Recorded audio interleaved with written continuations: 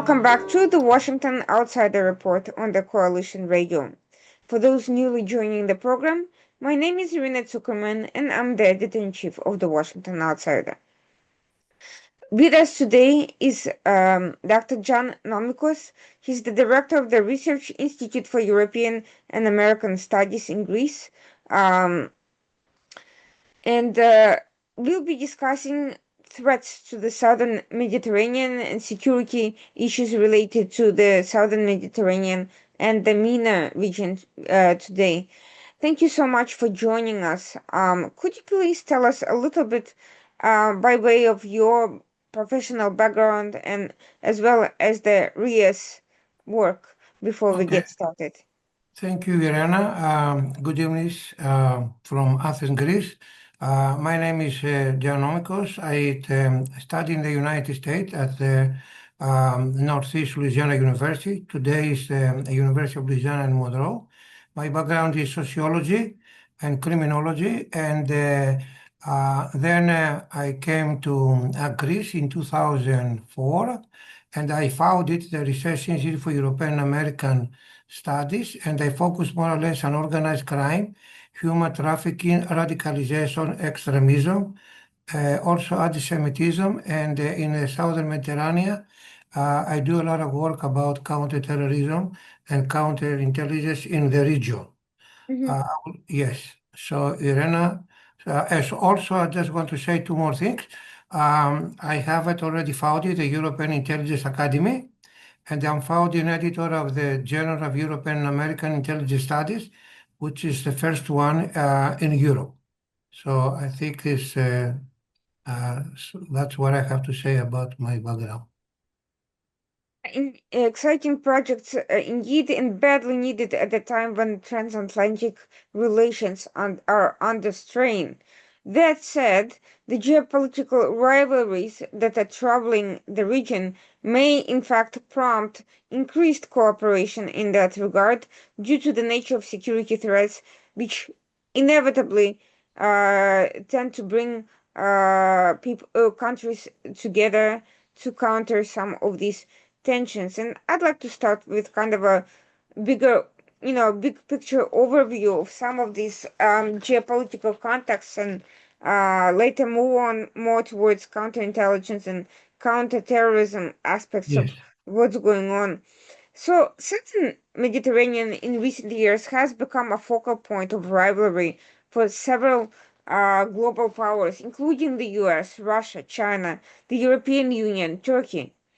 How does Ankara's ambitions complicate these dynamics, and why is southern Mediterranean so strategically important? Okay, thank you very much, Irina. As you realize, I'm just based in Greece, and we are among three continents. I mean, we have Africa, specifically more or less North Africa. We have Asia. Turkey, of course, is our neighbor, and then we are, a member of the European Union. But Irina, allow me to ask a question to all of us.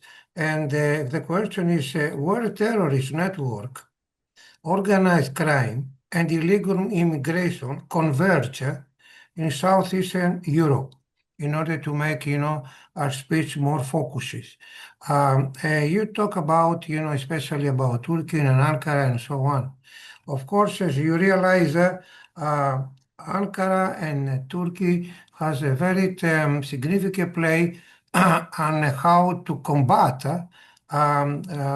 terrorist network through illegal migration, who comes, to Greece because we have neighbor with Turkey. So 95% of the illegal migrant or economic migrant, if you prefer, but they're illegal because they have no document. They come all the way from Sri Lanka to Bangladesh, Pakistan, move through, Iran. And as you realize that there is visa-free between Iran and Turkey, it's much easier for them to come to Turkey. And when they come to Turkey, there are many reasons to come to Greece through human trafficking smuggling, through, paramilitary organization. But one thing that I wanted to emphasize in our today's interview, Irena, that there is a strong bond and collaboration, of course, between organized crime and terrorist networks. All right. And the illegal migrant and also the human smugglers are like a subgroup to the organized crime and to the terrorism. So terrorism could be like a proxy to the organized crime to make sure that economic migrant or illegal migrant can come easily, to Greece, and then from Greece they move to the Balkans, which I'm going to elaborate, and then they go primarily to some, let's say, social security beneficial countries like Germany, like the Netherlands, like the Denmark, and they end up in Scandinavia, primarily in Sweden. So as you realize, human trafficking through illegal migration under the terrorist network umbrella is a multi-billion industry. There's a lot of money there. All right. And many people realize, and especially the United States, that, human trafficking today has overpassed, drugs trafficking related to the, to the money that they make from this kind of activities, Irena.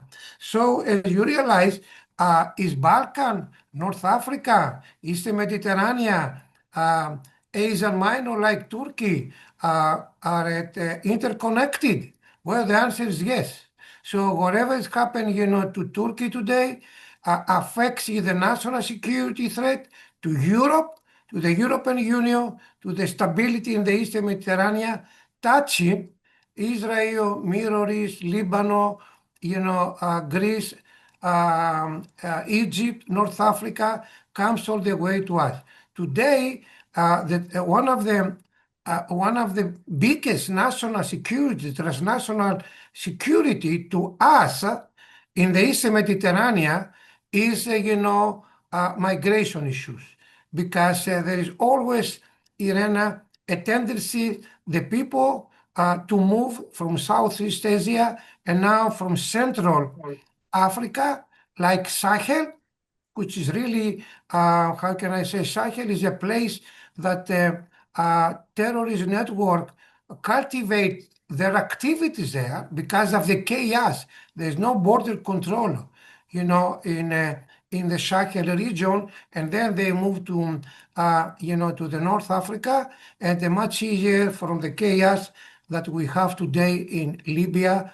They move primarily to Greece and to some of them also in Italy or through Morocco, all the way to Iberia Peninsula, like Portugal and Spain.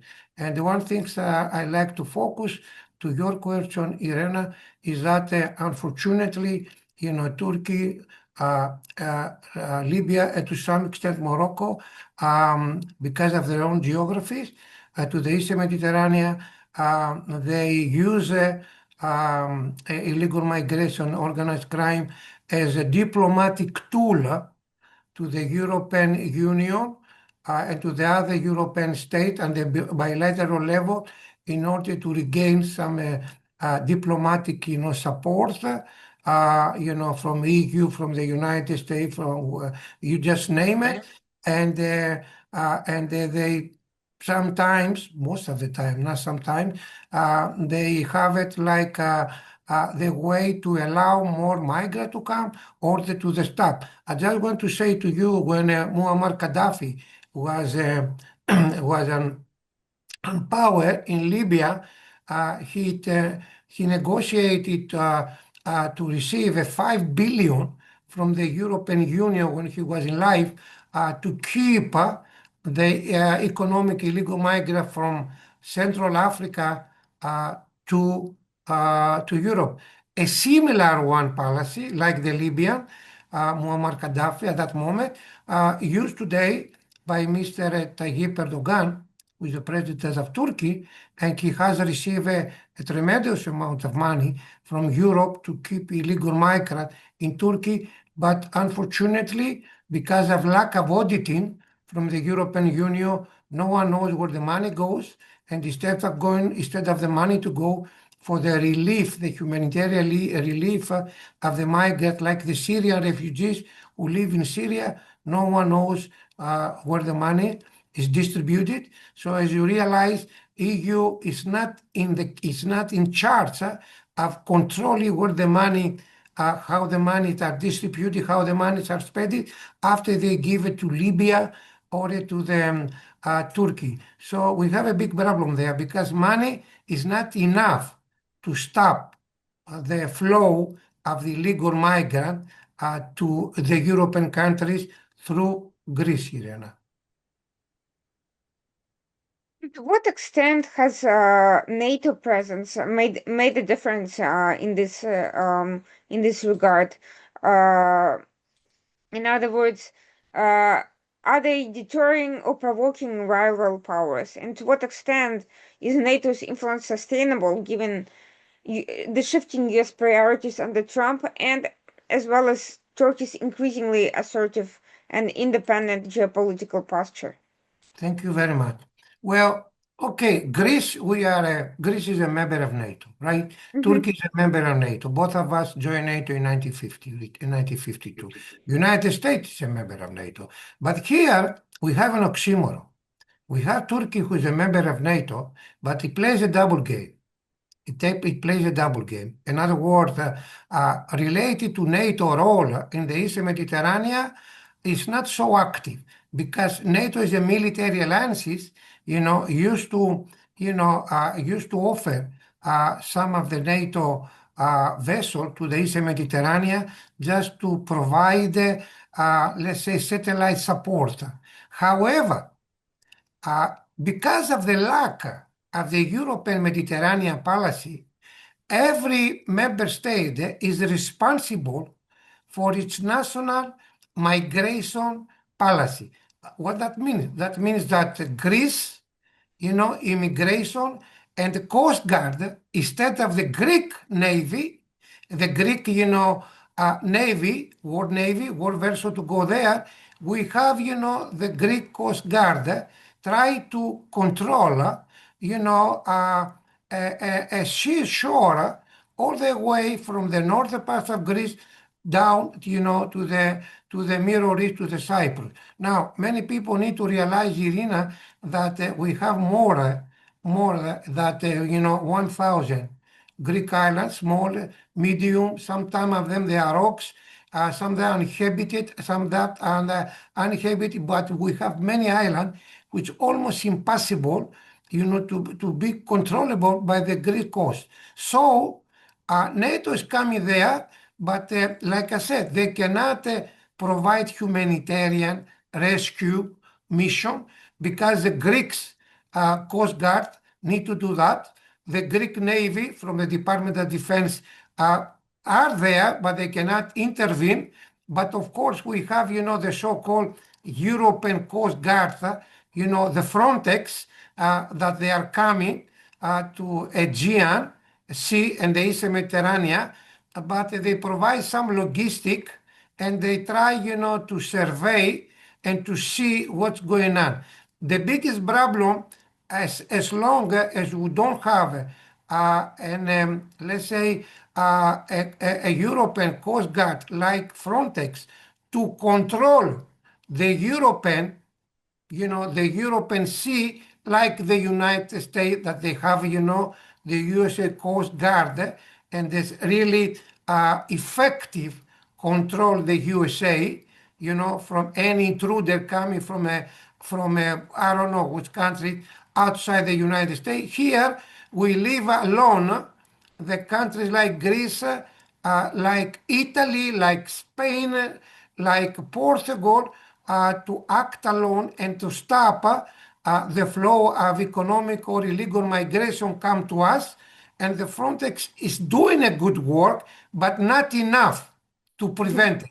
NATO, as a military alliance, is not participated in the prevention of illegal migrants. Hmm. So, as you can see today in the European Commission, the biggest problem, number one problem right now, is how to combat illegal migration, human trafficking, and the organized crime who is collaborating strongly with these two, the illegal migrant and the human trafficking, and of course, who is benefiting, of the lack of the European migration policy. The terrorist network, the jihadist network, any kind of radicalization that it takes place in many countries. And you see what happened in 2010, 2015 with ISIS, how many foreign fighters, they move to Syria from Europe, through illegal migration. So today, thanks God to Donald Trump as President of the United States, who raised the issues of illegal migration in the United States, and as a Vice President, Mr. Vance said, the Europeans need to solve the problem by themselves because whatever happened in the USA today, it might happen to Europe tomorrow. So NATO, as you point out, there is not much to do right now because it's a military alliance, and Turkey, which is a member of NATO, could do more to stop the flow of migration. But as I said, by using the illegal migrant, economic migrant, is a kind of a diplomatic negotiating tool against the European Union by say, listen, I have this, this interest that I want to promote. I would like, to provide visa free to the Turks to come to Europe and more and more and more. So if you resist to my diplomatic, agenda, maybe I allow migrant to come to you. I don't want to use the blackmail, but unfortunately, it's a diplomatic blackmail. Hmm. So in that respect, there's only limited options how to deal with that problem, I see. Yes, Um, but at the same time, we are seeing that Russia is deepening its partnerships with Algeria and Egypt and other countries. And so how does that play out against Turkey's cooperation with Moscow and their rivalry? yes, Uh, you yes, know, especially in the Mediterranean region. yes. Do you see Well, alternative factions resulting from these um well, alliances? Irina, Russians, Mm-hmm, Russian intelligence is very active mm-hmm, in the Mediterranean, Eastern Mediterranean. They are mm-hmm, very active in the Balkans, in Greece, in North Africa, and in Turkey. mm-hmm, Russia knows that Turkey is a member of NATO, but they play a double game with them. In other mm-hmm, words, Russia is using Turkey more than Turkey is using Russia, hmm, believe it or not. Of course, Turkey is a country in the ASEAN, and they would like to extend its cultural, also, and military and economic power to the Caspian and to the Eurasian. But the backyard of Russian, is quite difficult for Turkey to expand, even though they want to do that. Now, Russian, of course, is using Turkey, in order to have some economic interest because of the sanction by the European Union, as you know. But on the other side, I could possibly say that there are many Russian right now intelligence taking place also in Turkey. And of course, there is always a big conflict of interest in Syria, because Syria is a key for the terrorist network. Uh, and we are going to see in the near future how the geopolitics map will change when the Druze or the Turks might receive autonomy in Syria in the coming months. So as you realize, the Syria and also the Turks and the Russian collaboration is not really a true collaboration. It's just a temporary collaboration because of the national interest, number one. mm-hmm, Number two, you know, uh, when we talk about Russians, like I said, they are having a very strong collaboration with, many countries, in North Africa, especially in Algeria. I Mhm. have to say that a few years ago, Algeria smugglers provide fake passport in Athens. Of course, the Greek police and the Europol arrested them. And last week, the Greek police, the Greek organized branch here in the Greek police, arrested six Turks who work for the organized crime, and they try, to recruit illegal migrant in Greece and in the Balkan state to participate, in different smuggling mission and bring people to many European countries. But you have to realize, Irina, that some of these illegal migrants are cover up, um, terrorist network. Some of them are supported by they are supported by paramilitary groups, Mhm. in North Africa and in Turkey. They go there as a sleeping cell. We have it, they have it arrested many, Hezbollah network, even though today Hezbollah is not is like it used to be, but Hezbollah is very active, through illegal migrant moving, from Turkey. And a lot of Hezbollah network, believe it or not, they have moved to Latin America, in Argentina, and from Argentina to Chile, Santiago, all the way up, to Bolivia, to Venezuela. And from Venezuela, they went through Mexico, and they all of them, they use, fake passport. Don't be surprised that they use also Greek fake passport, by Hezbollah network coming to Latin America and through Mexico goes to the United States. Of course, the Homeland Security, the Border Control, and the ISIS in the United States arrested them, but always they attempt to go through Mexico or through uh, Canada. So last week, I guess, Donald Trump said that they are going to make a re-evaluation of the visa that many people hold. Uh, well, I think that's right. I think Donald Trump is right.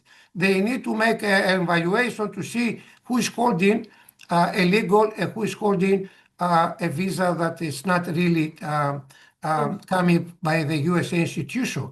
It sounds a little bit strange that he decided to do that, but according to my opinion, what I see how the terrorist network using illegal migrant and they receive visa, I don't know how, but they do. And Mhm. like to say, Irina, a case studies that happen in Bulgaria.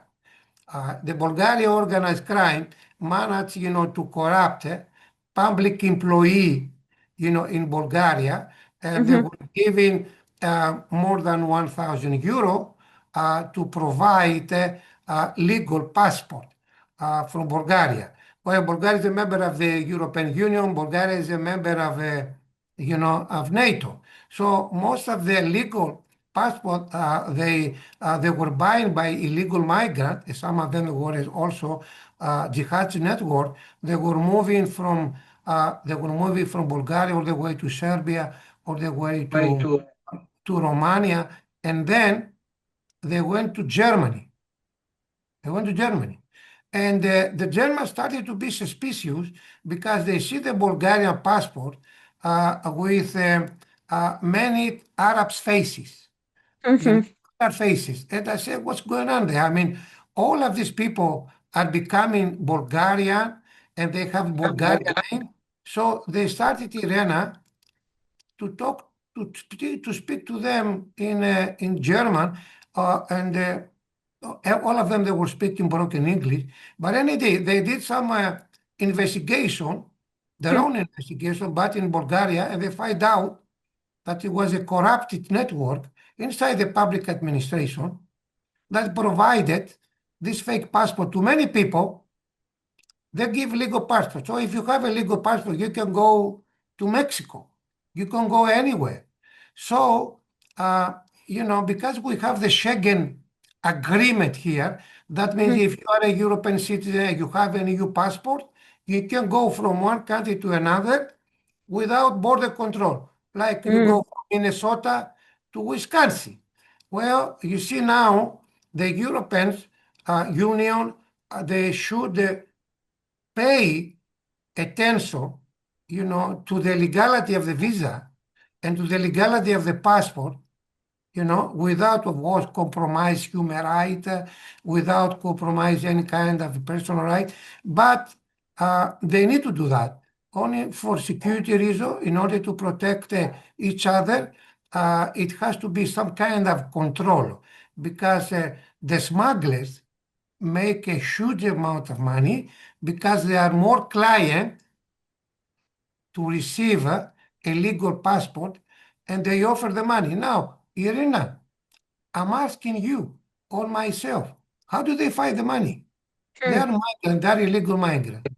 Well, there are two countries that they provide a lot of support to many groups in Europe, especially, when they make some kind of a community, all right, Muslim community. Qatar and Iran. These two Mhm.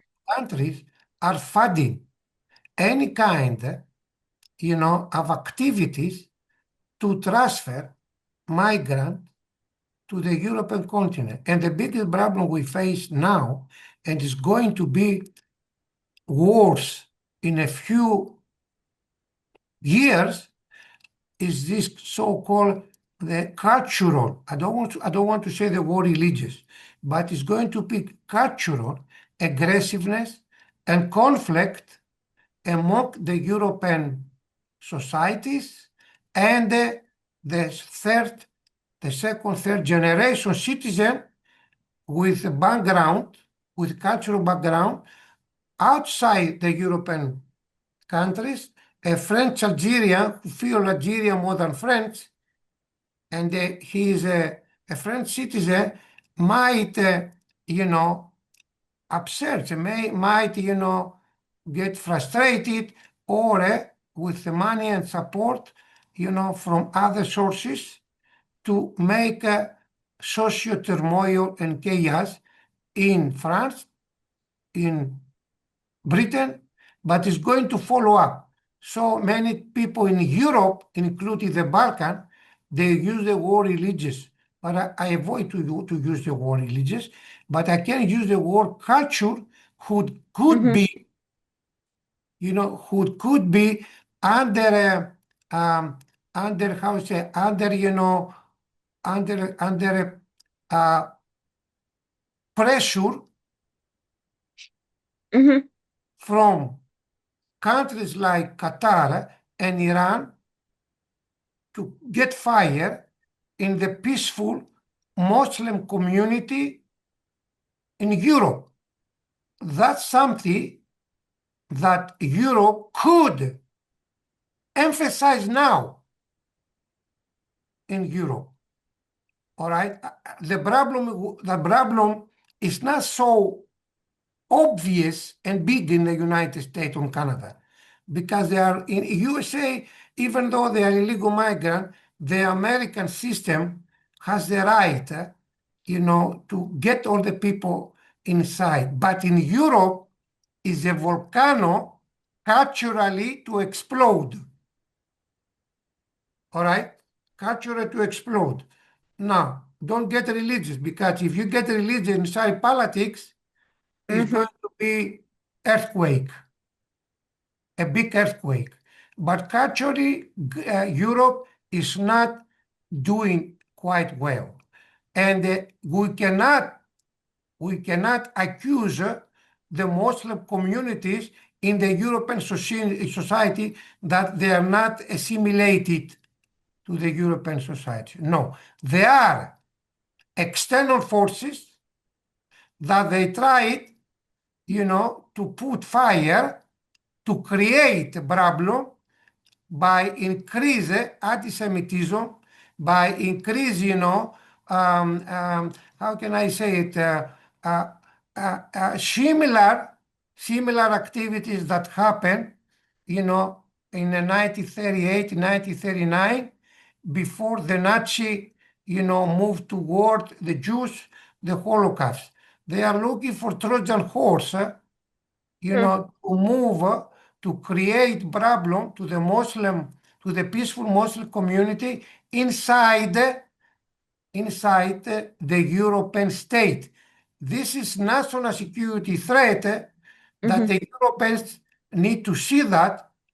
Vice President Vance talked to them about that in the Munich Mm-hmm. Security Conference a year ago. Donald Trump is saying to them with a lot of respect, no, look what's going on now to you, because if you don't take some measures now, to protect everybody's right, human right, including the Muslim community right, countries like Qatar, Mm-hmm. Iran will create so much problem to you that is going to increase right-wing extremism inside the European state, collide with this paramilitary group who do the job for them. So right-wing extremism plus proxy states like Iran and Qatar who do the job for them, it will be very difficult for the European government to stop when the extremism start, right-wing extremism, tried, to find a way, you know, to protect their own right. It's a very, very unique situation how to do that. And if you don't act now, Irina, it's going to be late tomorrow. Having said that, we're also seeing some shifts. I'm seeing that both Russia, Turkey, and Iran have been increasingly involved in North Africa, have been Yes, trying to, on the one hand, build stronger diplomatic relations with those countries, and on the other hand, recruit more from those countries. What is happening in terms of these concerns that there is this increased outreach to Egypt, to Algeria, even and other places, Libya? How what are we going to see in terms of European Union counterbalance those relationships? Because in terms of investments right now, it's the Gulf states and China that are the big investors in those countries, not the European Union or the United States. It's not the yes. West. And on the other hand, is there any way to countering this recruitment drive, given that a lot of those countries are developing, they have shortage of resources and also assorted political and cultural problems, which makes the population rife for these recruitment drives by foreign actors. Yes. Well, Irina, you said quite right. Russian and Iranian collaboration is very strong. Mm-hmm. It's very strong. The Russians, and Iranian relationship are very strong. Now, Turkey is in the middle. Mm-hmm. Turkey is a middle. Turkey is a member of West, is a member of NATO. We say that. So the point is, Mr. Erdogan, as a president in 23 years now, he knows how to bargain. But the Mm-hmm. point is, many Westerners, many European countries, the United States, see today Turkey geography is very important as it used to be in the Cold War. But today, Turkey must decide where they want to be. They want to stay in West, or they want to Mm-hmm. be more to the East. Because be a member of NATO and apply to be a member of the BRICS do not come together. You have to realize where Turkey wants to go. But Turkey, remember, Turkey today is playing the Ottomans empire dreams.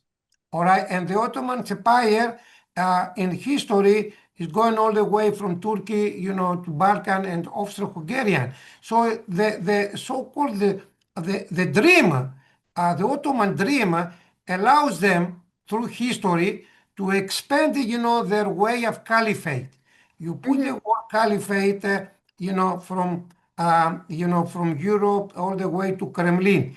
Well, they cannot say we are going to have an open caliphate, but they use Syria, by supporting the President Bashar to use a so-called a caliphate in there. So the biggest problem by collaborating strongly with Iran and Russia might escalate a big conflict between Israel and Turkey when Israel right now discusses autonomy of the Druze in Syria and eventually of autonomy of the autonomy of the Kurds in Syria. So could you imagine how nervous is Ankara about this kind of a geopolitical development in the region?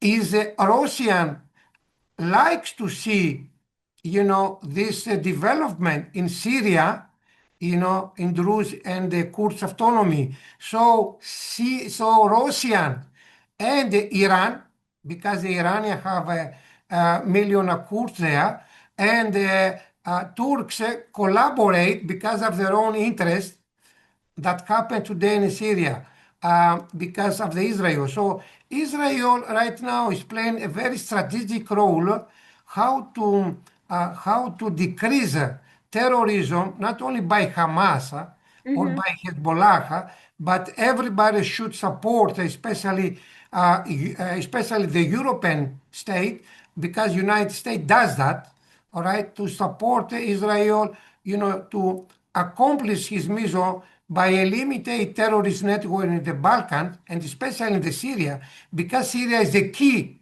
word, for the extinction for the lack of caliphate and for any kind of terrorist network that raise up in Syria, use logistically support and money from Turkey, Qatar, and Iran to move to Europe. And as you said, Irena, who is benefit of all this? Russia.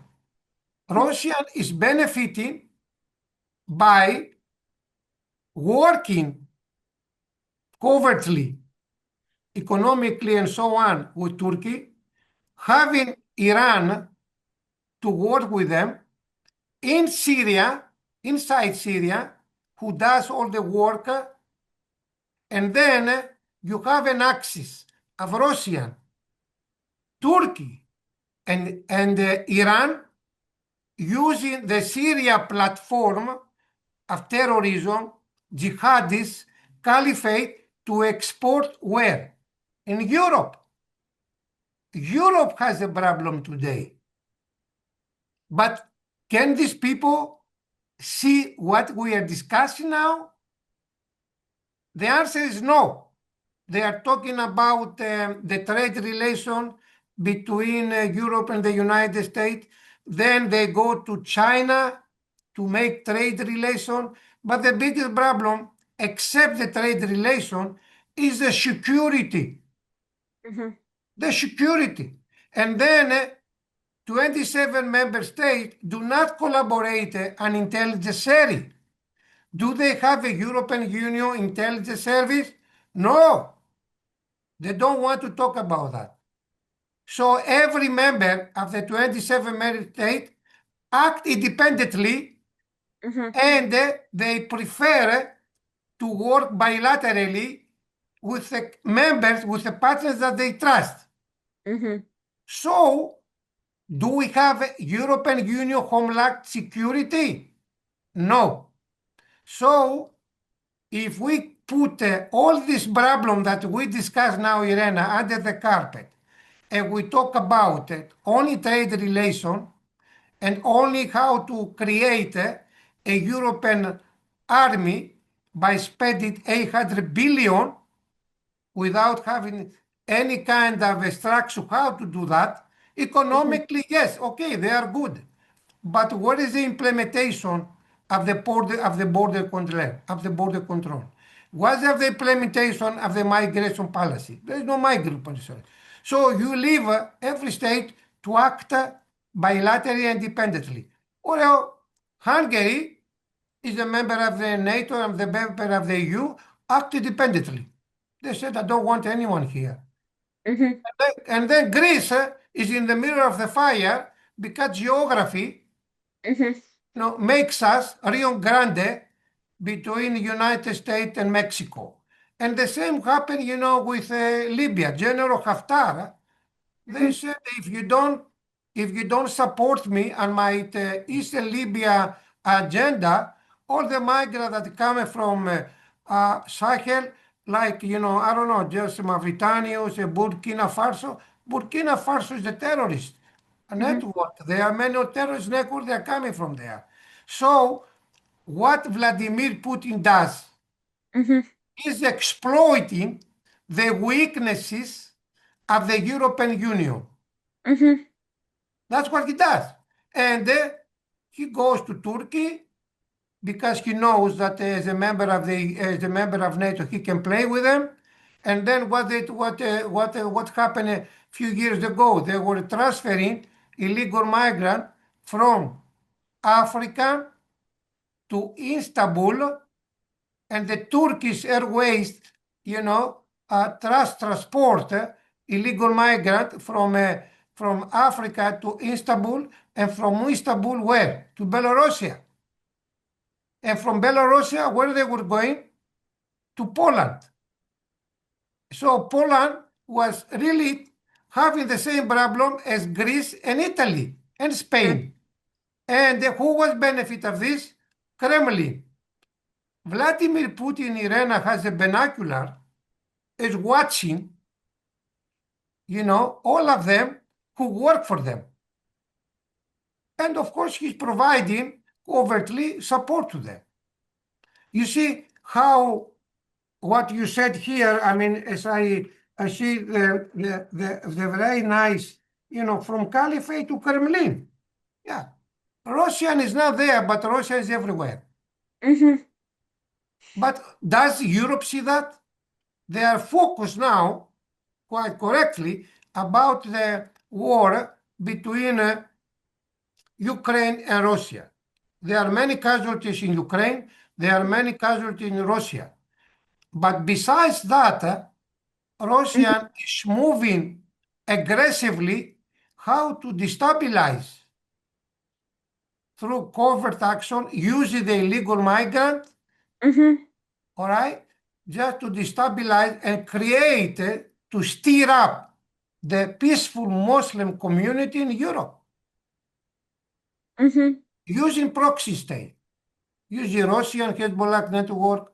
Though that's why the West does not understand that today Israel is doing a war against caliphate Mhm. that coming to Europe, and the European, instead of supporting, Israel to prevent terrorism, to combat illegal migration, they are focusing, on issues that the problem that Israel tried today, to destroy, tomorrow will come to the European societies, stir up Muslim communities, I said before many times, and the extremism will start fight against, the stir up of Muslim community, logistically and supported by Iran, Qatar, and some other state.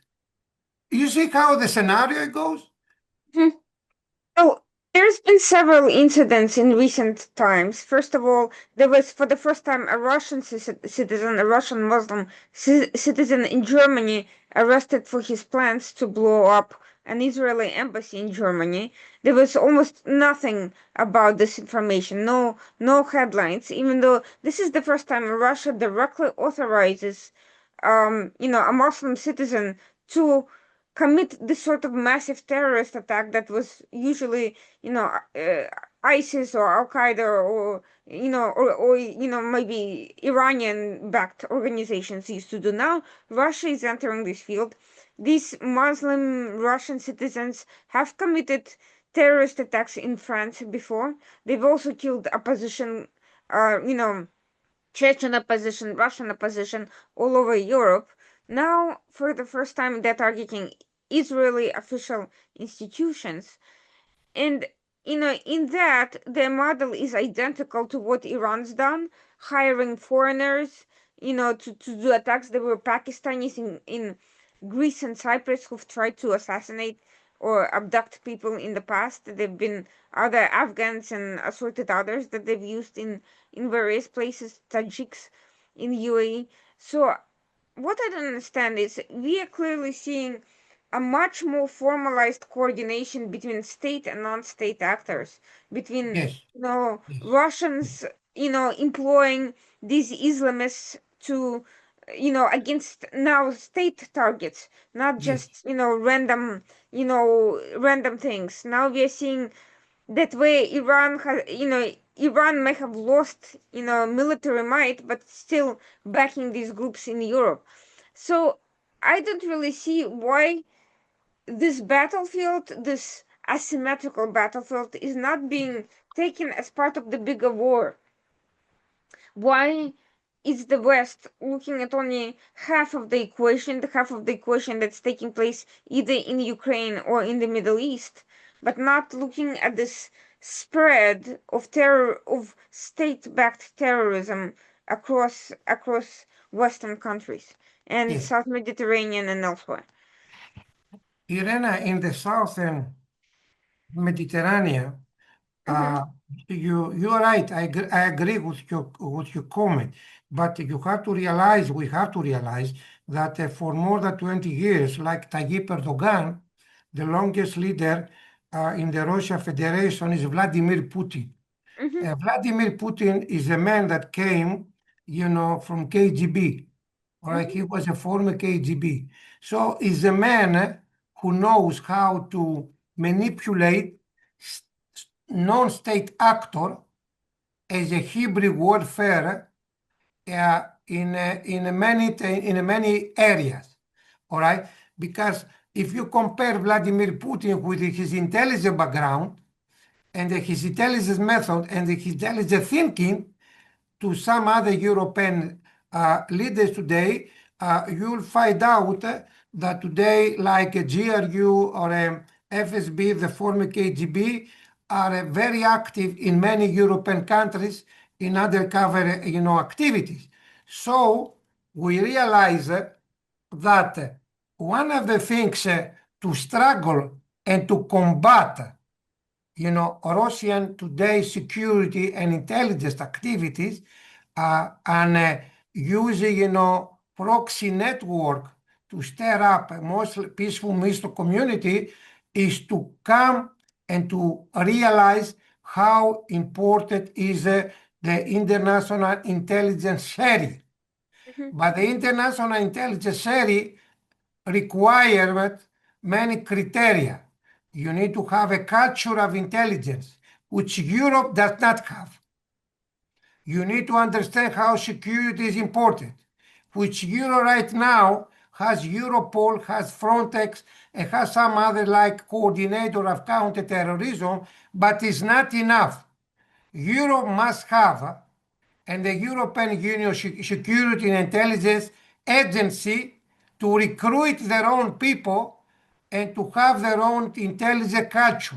As long Europe does not have intelligence culture, and as long Europe just becomes more, how can I say, more, to the economic or the political issue, Europe is going to be extremely weak as it is right now, and the national state, a strong national state like Russia, with a strong intelligence security community, United States, and also a national federal state with a strong security intelligence community would always win in the conflict that they are rising right now.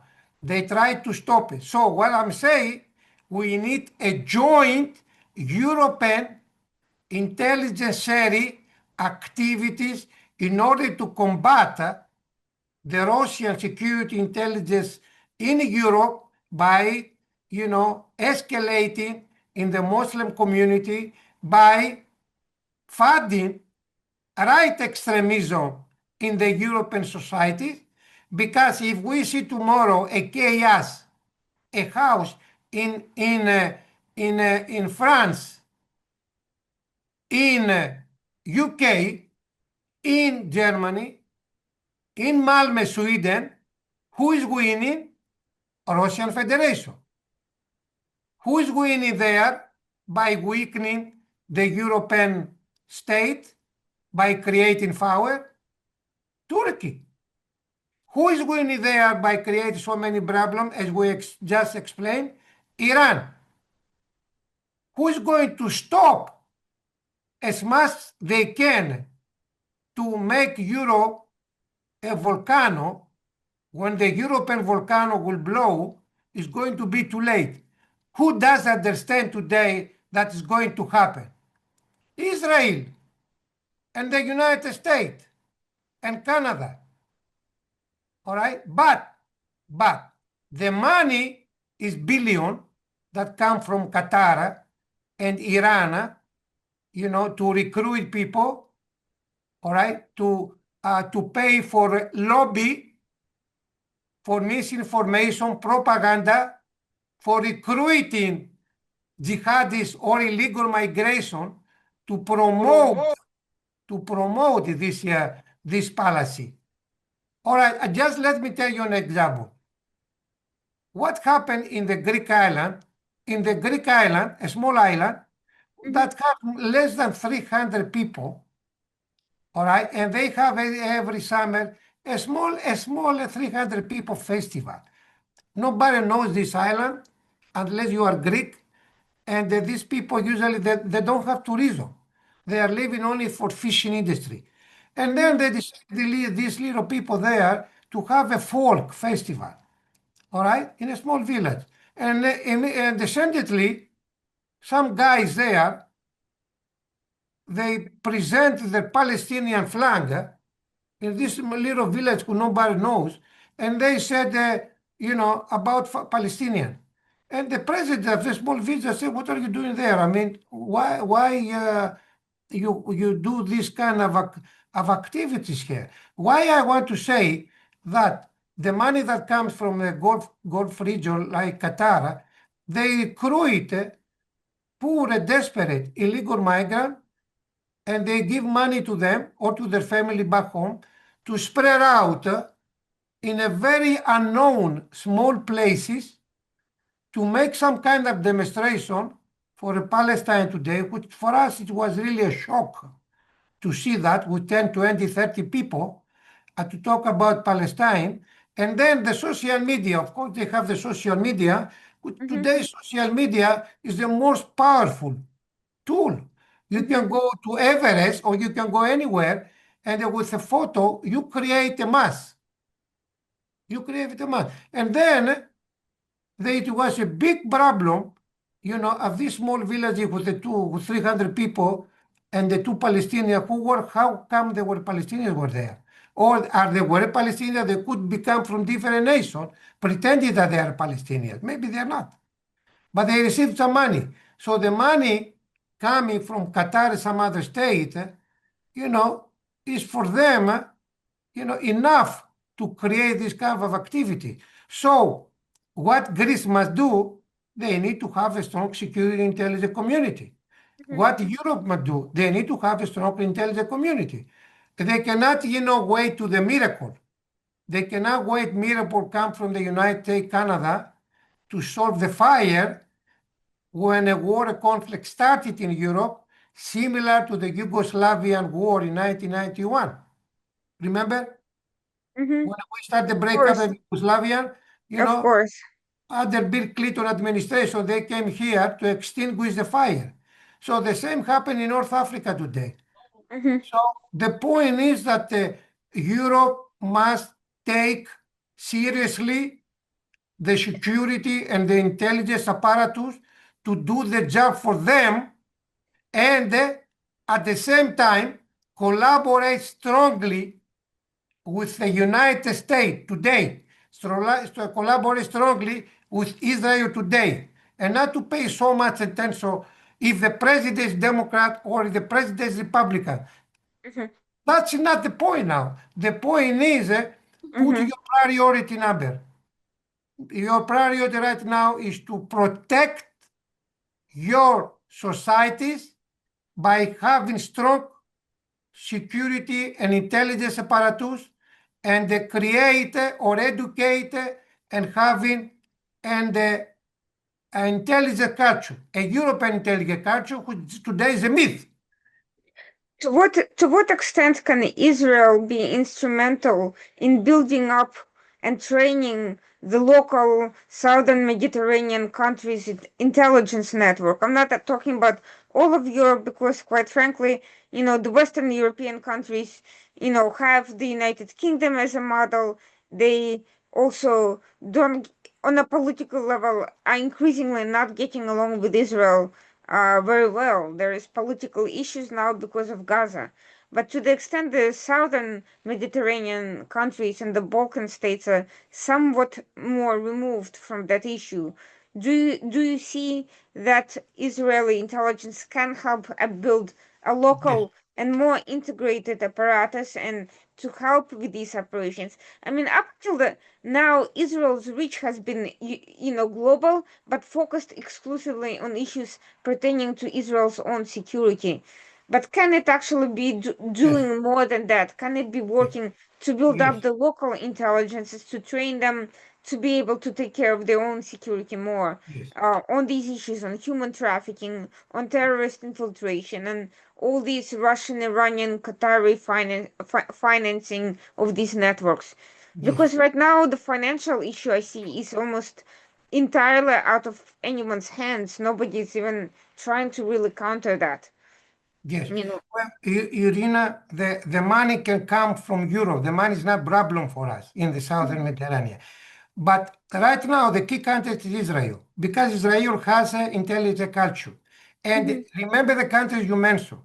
We in Iberia, Portugal, Greece, mhm, Spain, Italy, um, also Turkey, I could say, we are uh, we are having the same cultural characteristics. Even Lebanon, Turkey, and mhm, Cyprus, we are more or less the same. We are not Protestant, we're not Catholics, okay, which they have more structure. We are a country that we are coming from diaspora. We mhm, are very emotional, mhm, and sometimes we have a lot of creativity and we are out of the manual. mhm, More or less, most of us, we are working out of the box because of life, because mhm, of the survival. So there are many cultural bonds that they are stick at us. So if you go to Greece, you go to Israel, you go to Turkey, if you go to, Spain, you are going to see that the life and the culture is almost the same, and the way that people behave. The only difference is language. The only difference is language. Now, the point is that among us, nobody trusts each other. There is a lack of trust, a lack of confidence.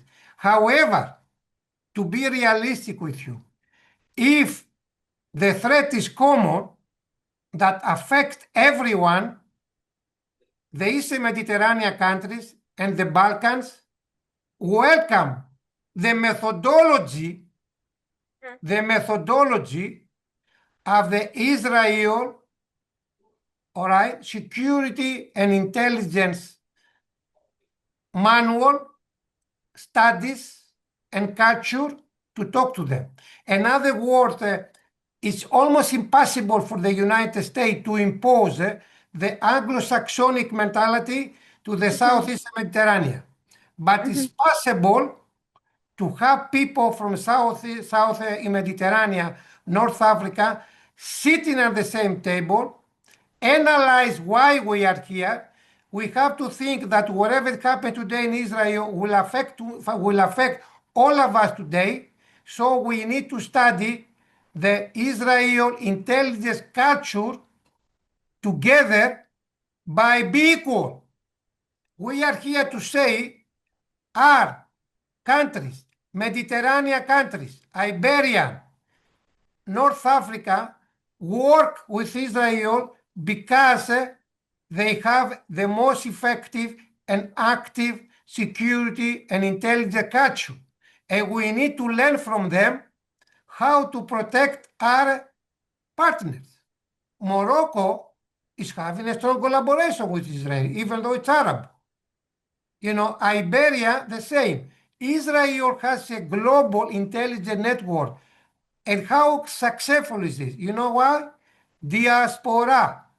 Is Greece a diaspora country? Yes. Are the Greek and the Spanish and the Portuguese and all the other countries like Cyprus and Lebanese, use diaspora abroad? Yes.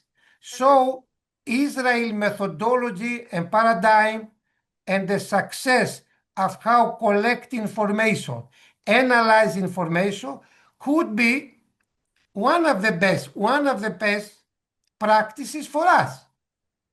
You see, that's why I'm saying Israel is a strategic country, to provide its own work, its own methodology to the other countries without, say, okay, I have more success, you have less success. It doesn't work that way. Because in the security intelligence, the failures are well known, but the success do not appear at the media. And if you ask most of the European countries, the Israeli and the Morocco also, and some other European countries, have prevented a large number of terrorist activities in Europe, especially in Germany, and Mm-hmm. so on.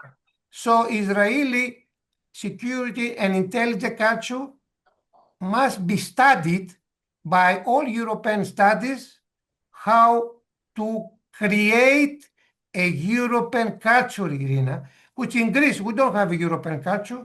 We have law enforcement and we try, to collect information as a national study. But if something happens, something seriously, we expect the, United States, some other country like Israel, like Canada, or like Mm-hmm. the Netherlands to come here to assist us. You see, now you gave me the opportunity to talk to you and to say the deeply pathologies we have to solve. The medicine, the medical doctor knows what is the problem. So the point is, who is going to prescribe the medicine?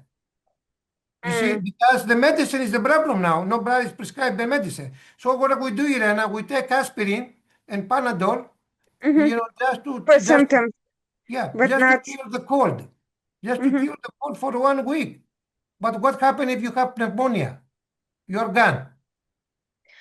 Well, that seems to me that this could be a good subject of an article for your journal, and maybe that's something we could talk about it afterwards. I'm Because doing that.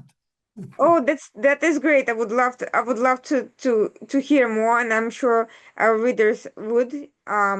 Please check out this publication. I think there's a lot of room for building these kinds of collaborations, and also for building up the so-called coalition of the willing, meaning intelligence. Also building intelligence networks not just with Israel, but with the sections of the intelligence apparatus that are at the forefront of identifying these problems. And I don't think you need necessarily the politicians to come in, because politics lags far behind security needs in general, Yes. not just in so I was thinking that maybe building voluntary relationship build networks of the willing people who are willing to participate, and then formalizing them later and presenting the governments with the status quo, with the fact once it materializes, might be a better way to go than to try to push bureaucracies that are ossified and that are focused on other problems to try to do the right thing. It seems that starting from the practitioners who are in the field and theoreticians who are looking at the potential frameworks might be a better way to go, to actually create the networks first and then seek for approval from the authorities. Let me tell you something, Irena. You're right. In 2013, I founded the European Intelligence Academy. And one of my recommendation is to create inside the European Union, like Israeli, a European global network, right? Mhm. Look what happened 3 years ago. Hakan Fidan, who was the director of the Mhm. Turkish Intelligence Academy, persuaded Tayyip Erdogan, the president of Turkey, to form a Turkish intelligence academy. After 2.5 years, Erdogan provided funding to build up the Turkish intelligence academy inside the premises of the Turkey intelligence service. In October 2025, the first international conference organized by the Turkish Intelligence Academy takes place in Istanbul. And this Turkish Intelligence Academy provides bachelor, master, and doctorate degrees in English and Turkey. So Turkey is using intelligence diplomacy to influence the practitioners who will go there to study in Turkey and then go back to Kyrgyzstan, Kazakhstan, Azerbaijan, Mhm. Uzbekistan, Turkmenistan, anywhere that they Mhm. are cultural, ethics with the Turkish society, or many practitioners go from Africa. Do we Mhm. call them that soft diplomacy? Yes. Do we call them intelligent diplomacy? Yes. So Turkey is moving faster, is speeding up than Europe and this intelligent diplomacy, and Turkey will have the future practitioner in many neighboring states having degrees from the Turkish Intelligence Academy, who is authorized and controlled by the Turkish Intelligence Service. Mhm. And can you imagine how powerful these people will be if stay 2, 3, 4 years in the Turkish Intelligence Academy to take the degree and learn the language and speak Turkish. So intelligence diplomacy, Turkey is speeding up in the last 3 years. Well, what Europe is doing? Nothing. The United States is a different story. It's very advanced. In America, there are universities that Mhm. they offer bachelor in intelligence studies and Mhm. security. The only country who really understand how Turkish brain works in the neurosciences is Israel. Mhm. Israel sees today Turkey in Syria as the biggest national security threat, more than Iran, believe it or not. And we in Southeastern Europe, we realize that. But again, I have to say that one more time. When there is a lot of poverty, a lot of devastation, and the men migrate all over Europe, and they receive money from Qatar and Iran, the brain, their brain can change. The stomach can have food because the biggest terrorism is the empty stomach. Mhm. So if you provide some kind of financial support to them, the illegal migrant, and you provide some support to their family back in Bangladesh or Pakistan, they are going to they are going to be martyrs. They are going to offer their life to promote, caliphate strategy, you know, by them, and of course the destabilization of European society through the peaceful Muslim community is is a butter on the bed for Russians. Mhm. What you're saying is important because, yes, it seems like there needs to be several simultaneous tasks. One is creating this intelligence, education, and culture that's natural, that's native to the local context, and that can maximize the mindset, maximize the local strengths, and Yes, and the local cultures. on the other hand, you still need the economic and the political Of decision course. making that addresses those economic problems and those other issues, because let's face it, developing countries all over the world are becoming recruiting grounds for terrorists. Western Africa, where corruption is endemic, where law enforcement is weak, where France has tried for decades to create some sort of a securitization model that was focused exclusively on counterterrorism and left the economic and political context um, in the hands of the exactly the wrong people. This has led to the collapse of French influence in West Africa, and we are seeing it's becoming, ground zero for for the spread of jihadism. We are seeing North Africa, which is for the most part, it's highly sectarian. There's a lot of tribal issues. There's a lot of internal, poverty issues and all sorts of problems. They've become a major recruiting ground for both non-state and state actors. Russia, Turkey, Iran, they all enter in the picture.